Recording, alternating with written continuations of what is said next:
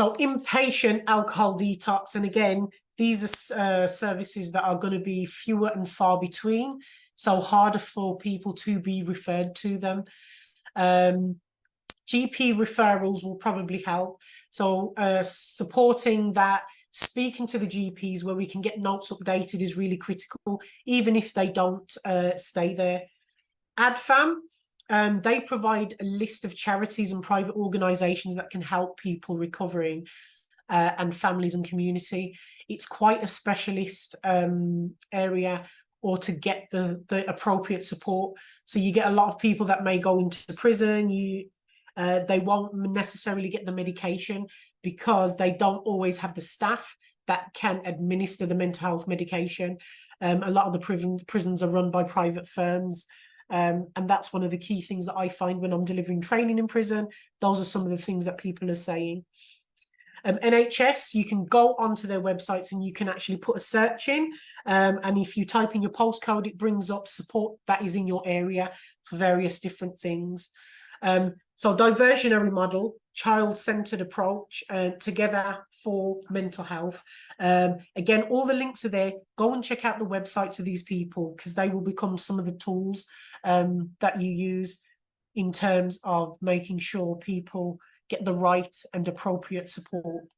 They have a 4-step model of support. So they say seeing the whole person. So remember, we talked about the social elements, not just the person that's there sat in front of you, but actually all the things that are going to be impacting. Compassionate inquiry, so person-centered approach in ways that they are doing, and doing it together. So potentially a more motivational interviewing style, where we're actually speaking with the person and we're actually getting from them what they want, and we're working with that to formulate a plan and planning for the future. When young people are thinking about the future, they are potentially filled with hope, or there is some element of hope. If they are not planning for the future, we should be concerned, because quite often when hope is gone, suicide becomes an option for them. Motivational interviewing, link there.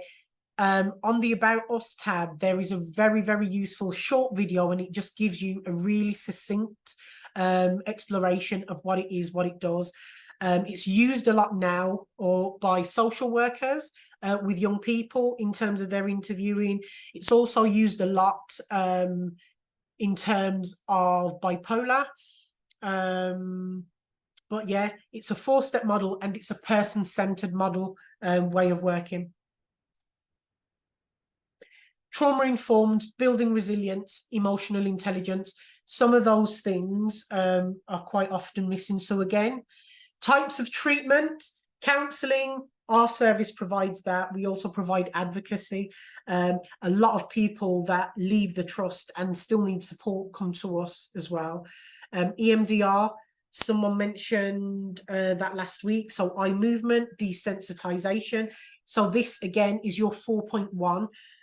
We are describing the management and treatment of approaches that can be used in terms of addressing mental ill health. Helps you to process that trauma and recover from past experiences that may be affecting your mental health and well-being. Your psychiatric decision unit, or voluntary or involuntary treatment. So spaces, 136 units are when you are maybe detained there without your sort of knowledge. But actually sometimes you can, if you're known to a service, go back and go into that service on a voluntary basis. So basically you're saying, I'm feeling like I need a bit of support. I want to come in for that support to be provided. So that means they actually have a right. They probably might have more freedom in terms of leave, in terms of going home in the community, and they will be supported while they are maybe staying in that service, but maybe having home visits as well. Psychologists, they can diagnose, and what they are doing in certain places or services is upskilling some of the nurses just in terms of some of the things that they can prescribe. So they can diagnose mental health, provide that psychological intervention for recovery, but also third sector organisations are really, really important. So when I say third sector organisations, organisation like ACT, CIC, our organisation, organisations that aren't necessarily funded directly from local government, but we may get some bids, some servicing in terms of funding from the lottery and various other spaces as well. So thinking about why treatment opportunities are missed, key one is mistrust of services.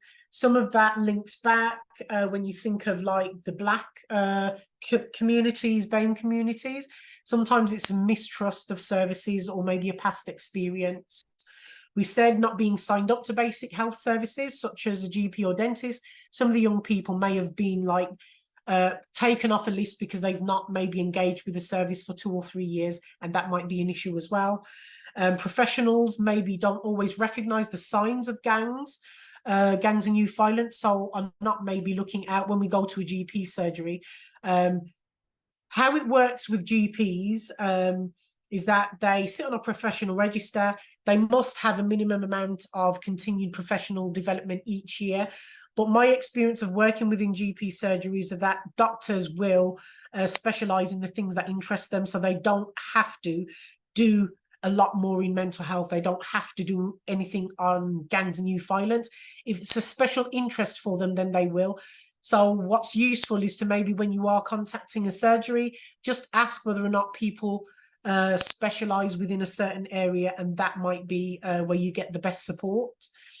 Young people might not identify that they maybe have a need that needs to be met.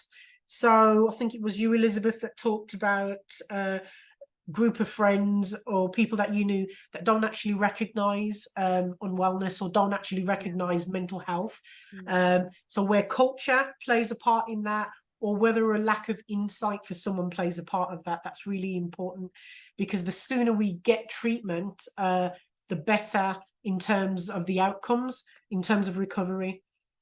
Living in the wrong postcode area might also be a key factor. When we think of specialism around things like eating disorders, they're quite specialist and not many are available. So you might have to go more to the private centres like the Priory. But services like that might not be available to someone in Birmingham. What that then means is that they might then get transferred out of Birmingham to another county. And that might mean that the support that they would normally get, the visits that they would normally get would be minimised. That could also be a factor why someone might disengage from a service and not want to remain there, because it's a protective factor. The support that you get when you are unwell from family, loved ones, that is helpful, is classed as a protective factor, okay? So the need for the service may not be meeting the threshold for engagement. So I think I mentioned last session, the Good Child Report, Nikki, and then I will... Sorry, I couldn't get off mute. I was just saying as well, what I've found recently is even when I've contacted GPs on behalf of people, if they've had previous substance misuse, they tend to just dismiss it. It's drug-related psychosis. And I'm sort of saying, yeah, but we're testing them and that they're not using drugs at all, and they haven't for quite a significant period. But they're still, it's almost like they don't want to know sometimes because they've had that history of substance misuse. They just want to kind of push it to one side. And kind of blanket it as that as well. I think sometimes it can be the attitude of practitioners. So when we think about gangs and youth violence, I don't think I've ever come across a GP. In fact, no. My GP surgery is Laurie Pike. They have a partnership with, I think it's Birmingham University, and they train the GPs and doctors. But Dr. Elizabeth England, she does a lot around mental health. So they are very in the know and aware of mental health, because one of their doctors at the surgery specializes in it and they train. So because they train people, those are the sorts of things that they actually encourage them to look out for and be aware of as well. I did a lot of work with an organization in Stratford Mind. So Mind, it was almost like a franchise of Mind, the larger. But the services were just like totally different. So they used a product that was a legacy product, and we looked at 7 different areas: depression, anxiety, loneliness, and delivered specific programs that aren't delivered in the mainstream of Mind, but actually their awareness in terms of gangs and youth violence was minimal. Their services are quite minimal as well. I worked in a GP surgery, and it was literally this building on a car park, and that was their facility for mental health. So what they often do is they might see someone there, then say, oh, we can't support you, you need to go to Birmingham, and then refer in to Birmingham. So the lack of services, just dependent on where you live, can be one of the factors that feeds into not getting the support that you need. That's fine. So policies maybe need to be reviewed. I was actually this morning at an event by an organisation called Catalyst for Change. We work quite closely with them just in terms of the local mental health trust. And they've got this new initiative, it's been in the making for a number of years, but actually how they are embedding the Equality Act and the responsiveness of culture and race in terms of the services. It's got to the point now where the CQC are actually embedding it in terms of how they will go out and monitor people to make sure that people's cultural needs are also being met. It's looking at the restraints within services. So if you aren't aware, if you type in Seni's Law, it will give you a bit of information. Seni Alasu, he was an African young man who died in the custody of the police when they came to support around mental health. But it was, again, in terms of restraint. So Seni's Law basically dictates that when people are in services, it kind of links into the least restrictive practice. So restraint should always be that last resort rather than the first point of call. And how many restraints, etc., all those sorts of things should be being monitored within services. So trauma-informed or trauma-informed care, trauma-informed practice. An organisation, a London-based organisation, did a TIP report, trauma-informed practice. They were commissioned with some doctors to do some research around trauma and gangs. They delivered it online because COVID kicked in. So if you can Google that, the TIP report, really, really useful. So trauma-informed care is an approach where we might ask, what has happened to you as opposed to what is wrong with you? So we're not defining people by, oh, someone with depression. You may have a diagnosis, but you might be living with. Quite often people say that they don't like the feeling of being defined, and it's not trauma-informed to behave that way. So 4 ways to recognise trauma in your young people might be that the re-experiencing of the event, that might be that they verbally talk about it quite frequently, they may bring it up, it's something that might be at the forefront of their mind, and it might be changing their sleeping pattern in terms of insomnia, flashbacks, or just catching them out while they're during the day in terms of flashbacks. Avoidance, emotional numbing, or what we might call disassociation. So where the pain of the emotion is so intense that they almost disassociate from it, so they don't feel it, don't experience it. We may observe those young people as maybe being quite cold, quite callous, but actually it might be that it's a protective mechanism for them. You might also experience the hyperarousal. So we've talked about that state of hypervigilance. It might be that for them. So young female who has someone who is a love interest for her, and actually in terms of being linked to a gang, is quite often referred to as schizzy. When female experiences hearing voices, paranoia, feeling belittled by siblings and her gang link, often refer to her as being a mad one. So she gets involved and is paid to actually honey trap a rival gang member. Key things for this young person is that she feels no love at home, but her linking the gang tells her that he loves her and he rewards her financially. So what we might call casual sex, exploitation. So not recognized in terms of being in the ranks of the gang as his girlfriend. She's also got a cousin who is linked to the gang and told her that if she would get rewarded if she did what the gang leader suggested. She eventually starts to experience hearing voices, paranoia, promiscuity, something we were discussing in last week's session. Promiscuity seems to meet her needs in terms of multiple partners. So this young person starts to feel loved. Eventually, the young person phones a young man and tells him where to meet her. That young person is then actually met by a rival gang member. So it's part of a honey trap. You're probably familiar with the story, and Netflix actually turned it into a show as well. Sorry, it's catching up with itself. Yeah, I can see your screen. Yeah. So this young person